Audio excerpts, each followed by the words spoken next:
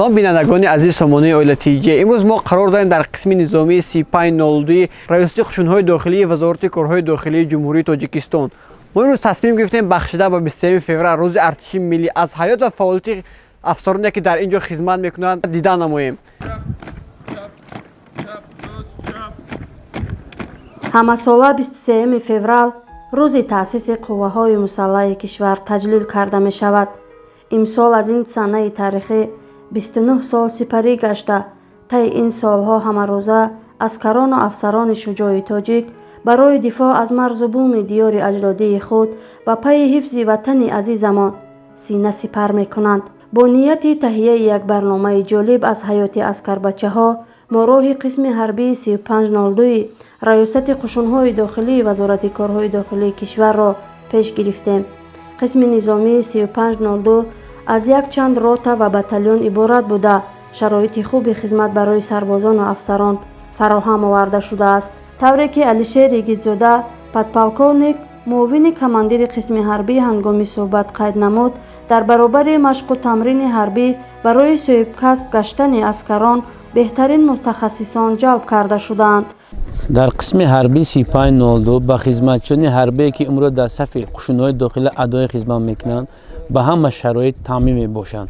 ба хизматчиёни ҳарбӣ ҳама шароит имрӯз дар қисми ҳарбӣ муайё мебошад. ҳайати шахсӣ тибқи ҳамон пешниҳод гардида кору фаъолият менамоянд.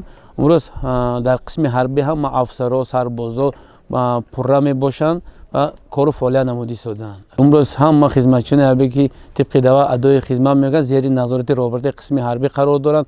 он сарбозо ки фаъолона дар чорабиниҳо иштирок менамоянд аз тарафи роҳбарии қисми ҳарбӣ бо мукофотҳои пулӣ, раҳматнома, ифтихорнома сарфароз гардонда мешавад. аз рафти суҳбат бо аскарон ва ошноӣ бо фаъолияти ҳаррӯзаи онҳо маълум гашт ки хизмат ба ватанмодар ҷавононро дар рӯҳияи мардонагӣ ва шуҷоат тарбият намуда ҳисси ватандӯстӣ ва меҳанпарвариро дар вуҷуди насли ҷавон парвариш медиҳад. афсарону сарбозон дар вақти холигӣ махсусан дар рӯзҳои истироҳат байни ҳам мусобиқаҳои шеърхонӣ ва сурудхониро гузаронида васфи ватанро тараннум менамоянд. баъди хатми васаи давлати таълими донишгоҳи давлати хуҷанд ба сафи қувваи мусаллаҳи ҷумҳурии тоҷикистон шомил шуда адои хизмат намуда истодам.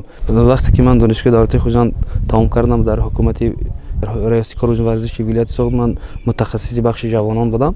аз ҳамин сабаб пеш аз ҳама маро барои сарбаландӣ дар назди миллати худ барои рисолаи ватандори худро ба ҷо овардан ман ба сафи қувваи мусаллаҳ бо хоҳиши худ омадам. воқеан хизмат дар сафи қувваҳои мусаллаҳ барои аксар ҷавонҳо саркашӣ аз сафи хизмат мекунанд. сабабаш фикрронии мардум ҳар гуна аст. агар то набиёянд набинанд ба чашми худ бовар намекунанд. ман ҳаминро тавсия додани ҳастам ки имрӯз бояд ҳар як ҷавонмард биёяд ба чашми худ бинад ки имрӯз чӣ шароитҳоеро барои ҷавонон дар сафи қувваҳои мусаллаҳ муҳайё карда истодаанд. бале рӯз аз рӯз, лаҳза ба лаҳза, соат ба соат имрӯз шароитҳо хеле хубтару беҳтар шуда истодаанд. имрӯз ба муроҷиати ман ба тамоми падару модарон ин аст ки имрӯз хизмат дар сафи қувваҳои мусаллаҳ ниҳоят хубтару беҳтар шуда истодааст. метавонанд ки бехавотирӣ фарзандони худро сафарбар намоянд ки то хизматро дар сафи қувваи мусаллаҳ идома диҳанд. давлатзода айниддин яке аз аскарбачаҳои боистеъдод ва донишманди тоҷик аст ки чанди пеш дар як озмун барои аз худ кардани таърихи тоҷикон аз рӯи китоби тоҷикони бобоҷон ғафуров ҷойи аввалро сазовор гаштааст. тӯли 5 моҳ аст ки адои хизмати ҳатми ҳарбӣ дар қисми ҳарбӣ 3502 карда истодам. ман дар озмуни донандаи китоби тоҷикони бобоҷон ғафуров иштирок карда сазовори ҷои намоён гаштам. зеро дар китоби тоҷикон дар оинаи таърихи асосгузори сулҳу ваҳдати миллӣ пешвои миллат президенти ҷумҳурии тоҷикистон сарфармондаи ҳолии қувваҳои мусаллаҳи ҷумҳурии тоҷикистон муҳтарам эмоми раҳмон дарҷ гардидааст дар саҳифаи аввал. омӯхтани таърих ба хотири гузаштагон нест, балки он дурнамоест ки роҳи имрӯзу ояндаи моро дурахшон мегардонад.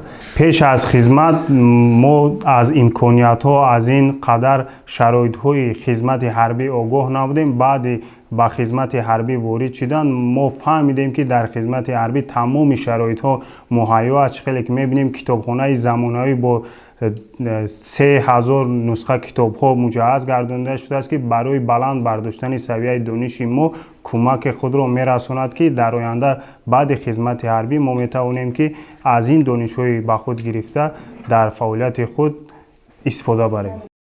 با پدر و مادرم گفتنیم مادرم میروم از پیش من به دفاع شرف و شان وطن. ما همیشه از دعا و دستگیری های شما منت داریم و بهر حمایت مرز و بوم وطن ما امروز در صف قوه‌های مسلح جمهوری تاجیکستان ادای خدمت کرده ایم تا که تاجیکستان ما تنج آرام، آسوده، وحدت ملی، استقلالیت ملی ما دائم پایدار باشد.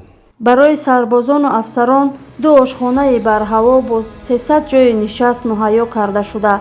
عسکربچه‌ها با 3 وقت خوراک گرم تامین کرده می شوند. برای برگزاری واخوری‌ها و جمامت‌های رسمی و سالانه مجلسگاه با 360 جای نشست و شرایط معاصر ساخته شده است. طول 11 ماه می شود که در قسم حربی 3592 قشون‌های داخلی وزارت کارهای داخلی جمهوری تاجیکستان ادای خدمت کرده ایستادم. در قسم حربی ما تالارهای ورزشی برای تمرین، برای آب و تاب یافتن بدن، اینچنین کتابخانه هست. در قسم حربی ما مجلسگاه هست، حمام‌های زمانوی و آشخانه زمانوی در قسم حربی ما است که با 3 محل خوراک گرم سربازان را تأمین می‌کنند.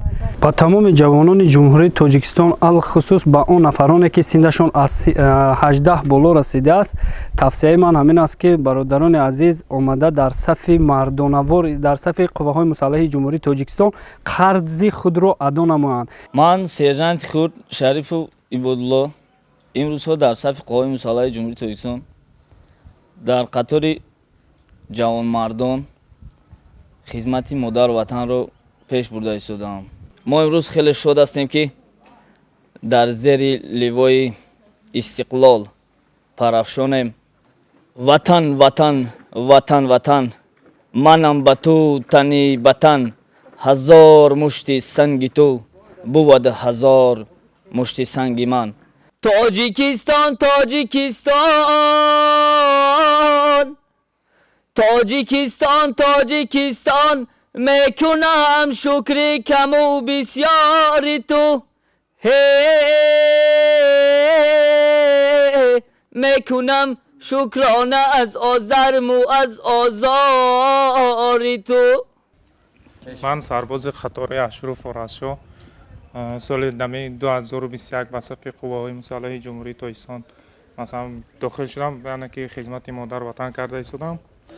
انا ما هم یک چیز فخر میکنیم که دولت تنج آزاده داد مثال خدمت پیش برده ایستادیم و میخوایم که همه وقت در همین دولت همین تنج آرام باشد.